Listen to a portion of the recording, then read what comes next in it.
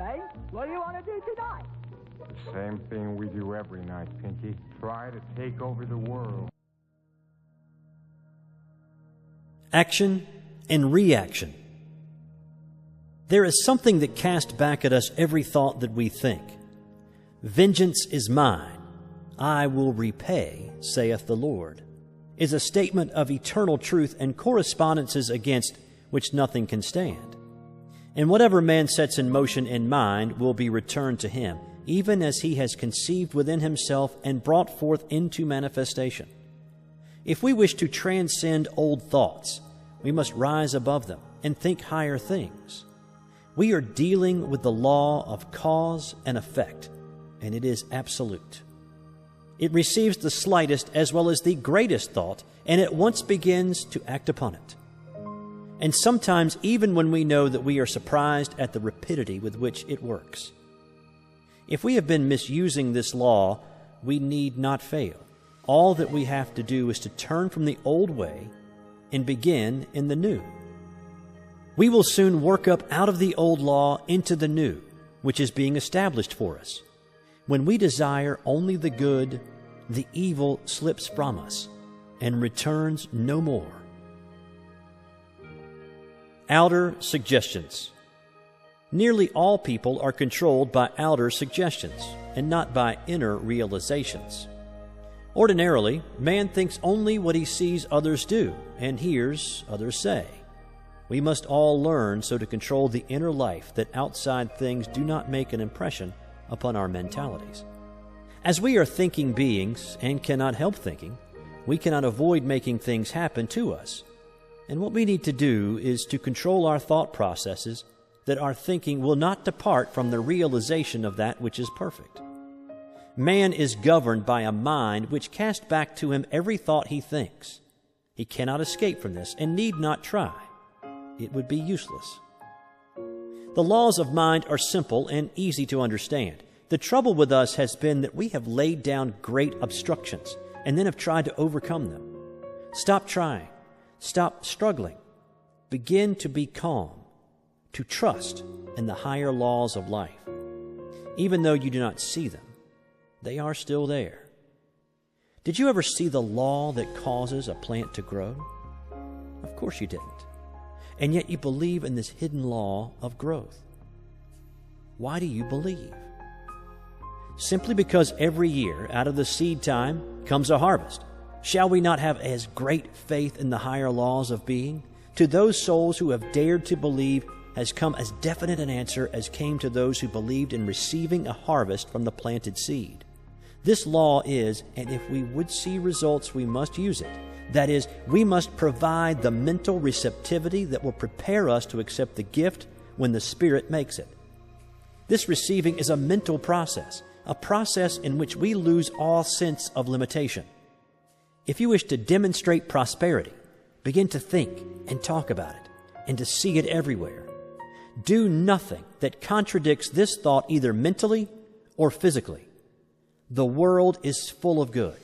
Take it and forget all else. Rise above depression and be glad that you are saved from adversity.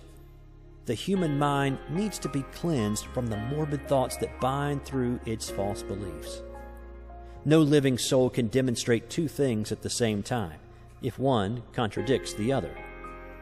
There is no way except to let go of all that you do not wish to come into your experience, and, in mind, take all that you do wish. See, hear, talk about, and read only what you wish, and never again let a negative thought come into your mind. God knows good only, and when we are in line with good, He knows us. When we are out of harmony with good, we say, God has forgotten us. On the one hand, we have an infinite intelligence which has brought us up to where we are today, and having done all that it can for us, now lets us alone to discover our own nature. On the other hand, we have the infinite law, which is an activity of God, and we can use it for what we will, only with this provision, that insofar as we use it for the good of all, are we protected. The law obtains through all nature that as a man sows, so must he reap. Now the Father has brought us to where we can understand life, and we must go as we choose. If we are in harmony with the great forward movement of the Spirit, there is nothing that can hinder our advancement. If we oppose it, somewhere along our pathway, it will crush us. As with individuals, so with nations. Insofar as they work with a right spirit, they prosper. When they begin to fail in the use of this law, they begin to fall. He who understands will take the position of one who wishes to work in union with the power of good. And to such as one will come all the power that he can conceive of and believe in. His word becomes in expression as the very word of God, and he must realize it to be all-powerful. So the one who is truly united with good will wish to express only the truth for all, and in doing so he is working along the lines of the unfoldment of the Spirit, and though he may seem to fail from the ordinary standpoint, yet his success is assured, for he is at one with the only ultimate power before which, in time, all else must fall. The use of the greater consciousness. In practice, the emancipated soul must always realize that he is in union with the Father. What the Father does, he can do in his own life. What God is, he can become. His word must be spoken with absolute authority. He must know. There should be no uncertainty. The word is the only power. Everything must come from it, and nothing can stand against it. It is the great weapon which he is to use against all evil and for all good. It is his shield against all adversity and his sure defense against all seeming limitation. The secret place of the Most High is in his own soul, where God dwells in eternal peace and infinite calm. Here he walks the waters of life undisturbed by the waves and the storm. Divine companionship is his for all eternity. Peace, which transcends all human confusion, comes, and he realizes that indeed he is honored of the Father. His word is flung out and will work, and none can hinder it. The sense of sureness is complete. Heaven and earth may pass away, but the word goes on, accomplishing that thing for which it was sent. And all power is given to it on earth and in heaven. If he speaks to the sick and they receive, it will heal them. If he says the word of prosperity, it will manifest, and nothing can hinder it. The world will abound with good, and his cup run over with life. What more can we ask? What greater realization of life than to know that God is with us? From this great realization comes peace, a peace which the world little understands, and a calm which is as deep as the infinite sea of love in which he realizes himself to be immersed.